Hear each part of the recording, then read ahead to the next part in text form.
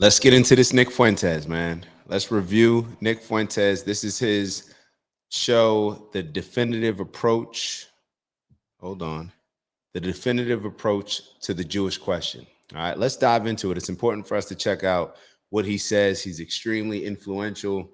And we want to dive into why he's hated, why he's loved, and everything in between. All right, let's get to it. I saw something today on Twitter, which I thought was really interesting. I saw a couple of things that I just want to recap in the context of some of the conversation we've had lately about Trump and about the state of this second term, this administration, and even my situation with Tucker Carlson and Candace Owens. And I've said this for the past few weeks. It's really interesting how, of course, it goes without saying, everybody seems to be waking up about Israel and the Jews. Just, it's safe to say in a very broad way that everybody seems to understand that something's up. Something is going on. And maybe people don't know precisely what is happening. And I think that some people are misinformed or ill-informed, and some people are cruel. Some people are taking it too far, and it's taking on a hateful flavor, or maybe too radical or too excessive. But everybody, I think at this point, it goes without saying, there is a general consensus universally that something is going on. Something is up with the Jews and with Israel. And vaguely, the contours of this, again, to the extent that some people are very hateful, some people are not very well informed, some people don't have a very specific idea. There's not a lot of specificity to their conception of what's happening. Everybody recognizes basically that the Jews have a lot of power. They love Israel. And they're using their power over our country to benefit Israel, even though it doesn't necessarily benefit America. That's the gist of it. And that's the big thing that's been going on. And I've said for the past couple of months, there's something else happening, which is maybe equally important. And it's trailing that development. It is trailing behind that development. What do I mean by that? I mean that the realization that Jews love Israel, they have this power, they're using their power to help Israel in a way that isn't beneficial for America, that conversation has become unavoidable. It happened organically, it happened spontaneously. It is so big that it is too big to ignore. It is truly a mass awakening on a subject that was previously taboo. And that taboo was bolstered and maintained by a robust censorship regime. For the longest time, people could not talk about this openly or express a particular opinion or viewpoint about it, because to express that viewpoint would get you censored. That the information, that opinion was suppressed. The information about it was suppressed. Anyone that spoke openly and forcefully about it was isolated and punished. And so there were a few different circumstances, or I should say a few different developments that created a circumstance around about 2023 and 2024 that created this spontaneous, organic awakening. And those developments were the October 7th attack and the subsequent Israeli siege of Gaza. And the other is Elon Musk's acquisition of Twitter, as well as the general liberalization of social media. It seems that the more excessive editorial censorship policies started to get relaxed around that same time that Elon acquired Twitter. So you could say late 2023 throughout 2024. So as these two things happened together, of course, people noticed what was happening in Gaza. They started to speak out about it. And because of the general climate of social media censorship, suddenly, for the first time, they were not being censored. The information, those opinions were not being suppressed, at least not as much as they were before. That's the big development.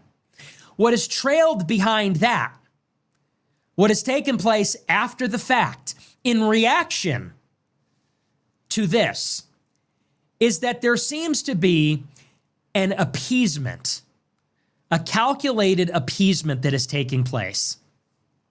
Now, other people don't see it this way. Some people say it's not an appeasement. Some people say there's an awakening of people in the institutions. What am I talking about here?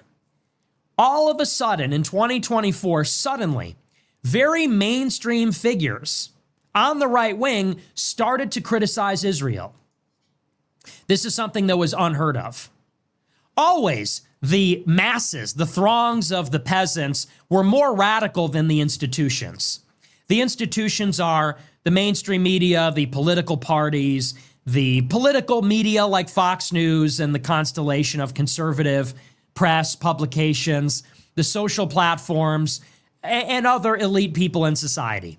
So the peasants, the masses, have always been inconveniently racist, prejudiced, nativistic, radical in their politics, at least more so than the institutions, like the Tea Party, like the Trump election in 2016, like the Buchanan brigades, like many different things. The institutions have always acted as gatekeepers. The institutions have always mediated the conversation of the peasants to make sure that it doesn't go too far outside the bounds of what the regime will accept. Very quickly, I just took a couple notes. Want to chime in. When he's talking about this shift, there has been a shift. I think it's been a shift clearly with the people that I think he's getting ready to talk about, who he's been going back and forth with, whether it's Tucker Carlson, Candace Owens, or people like Charlie Kirk, Megyn Kelly, who have now come out and said they're getting criticized just because they're bringing up small criticisms, even though they've been super supportive of Israel. And I think what's happened is, just my opinion, he's right. This conversation has become unavoidable, and it's because of the lengths that Israel has gone to destroy Palestine. And I think that's for a few different reasons. I think it's happened with Black people. I can tell you that when you push people to embrace victimhood so much, it impacts them, but it also impacts the people around them, to the point where Black people, we feel that we're so much of victims in a lot of ways, where we feel like we can't be racist, we can't be this, where we can get away with any and everything. And we're seeing the very same thing happen, in my opinion, with Israel. Because Jewish people perhaps, but in particular Israel, has always been allowed to get away with certain things. They've always been able to identify as the victims and get away with doing whatever they wanted to do to other regions, to other countries in their region. But it's going too far now. And the reason why it's going too far is because when they've been allowed to get away with everything, what ends up happening when people are allowed to get away with everything and they also embrace this victimhood mentality? What it does is it makes them think that they are entitled to go to whatever measures to defend, however they deem it. I use air quotes because defend is in the eye of the beholder, right? Some people may say they're defending themselves. Some people may say like it's going too far. I think it's going too far. But they don't believe that because they've been conditioned to always be the victim, or to embrace a certain level of victimhood based on the Holocaust, based on other times where they were oppressed. I know because I may not know any and everything when it comes to Jewish people, but when it comes to the victimhood narrative, I'm aware of it because it happens with Black people in America. So then we see Israel thinking that they can get away with anything, and they are justified in committing whatever atrocity with Palestine just because of Hamas. Disregard the Palestinians, disregard the children, disregard the women, disregard the people that are not a part of Hamas. But they put them all in the same category in order to justify doing whatever it is that they believe is protecting their people. So it impacts both sides. Now, the impact on the rest of the people, the rest of us, we're seeing this like, hold up, y'all going a little bit too far. Y'all going a lot too far. So when everybody else is looking at them like, yo, y'all are bugging, like, y'all have to chill with this. They don't understand there's a disconnect there. And that's what we're starting to see, where now people who have just gone along with whatever Israel did before, whether it's Megyn Kelly and Charlie Kirk supporting, now when they say, hold on, we got a little bit of an issue with what Bibi Netanyahu's doing and what Israel's doing, now the Israelis think that Megyn Kelly and Charlie Kirk, how dare you turn your back on us? As if you shouldn't even be able to criticize us. Doesn't matter if America's giving us money. Doesn't matter. You shouldn't be able to criticize us, the nerve of you. So that's what I believe that's happening. I'm going to try not to interrupt as much. Let me keep going. Let me let him talk. They're acting in a gatekeeping capacity, in a moderation capacity. They're controlling that conversation and the limits of what is accepted inside of it. And they're trying to be judicious. And as this mass awakening has occurred, the institutions seem to be echoing the sentiments of the people. This is unheard of.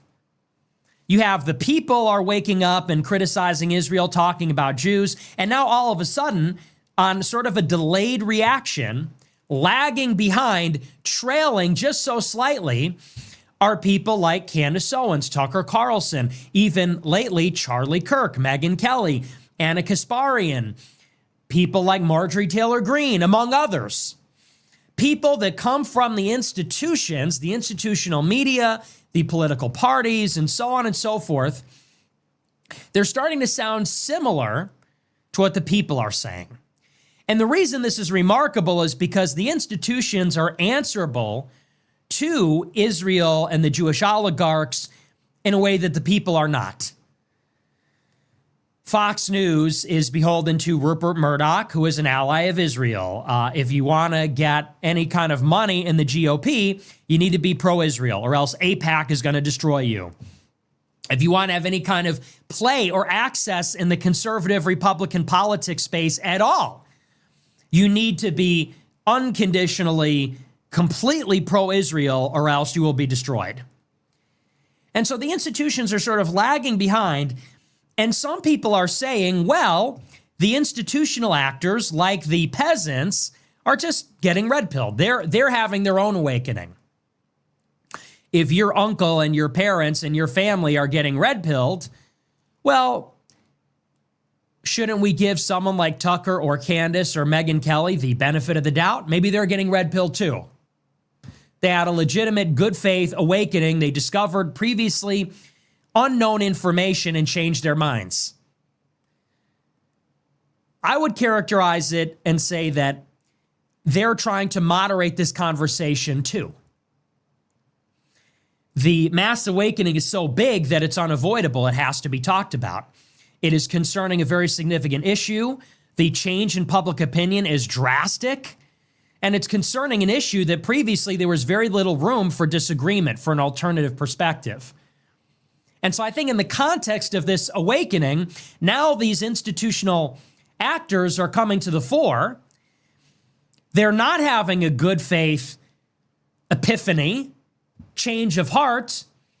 Rather, they are strategically echoing some of the major complaints, echoing some of what can be considered a moderate critique in an effort to mediate this conversation.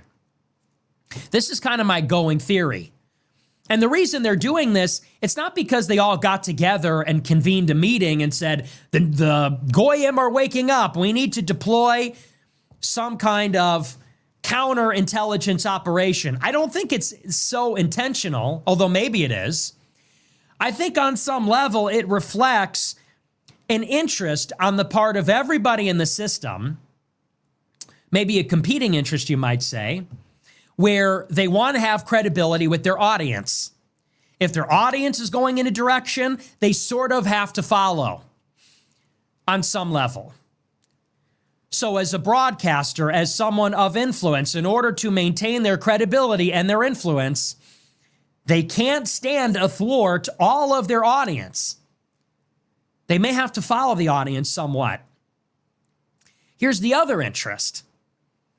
As people with a platform that are part of the institutions, a Megyn Kelly, a Tucker Carlson, they're at Fox News, they're at cable news. They're in a position of great influence. They have connections to the government, to politicians. They have connections to billionaires. They're sort of in a web. They're entangled in a political web in a way that the peasants are not. You, at your regular job, you can have whatever opinion you want. It doesn't have any impact on the country. It doesn't have any impact on governance. But that is not so for a journalist living in D.C. their entire life, who regularly talks to senators and members of the National Security Council and the president himself. So they have sort of this extraordinary interest in stability, a public interest as an institutional figure. And so maybe there's this competing interest that on the one hand, they are hearing their audience, they have some obligation to identify with their audience or echo their audience. Maybe there's a cynical play to maintain credibility. On the other hand, they also have this public interest in stability. They represent an institutional force. So they're not going to go so radical. They're not going to say, F it, I'm an anti-Semite, I think Hitler's cool. You don't really see that too much, other than from someone like a Kanye West, a Ye, who his whole persona is based on rejecting societal norms. Anyway,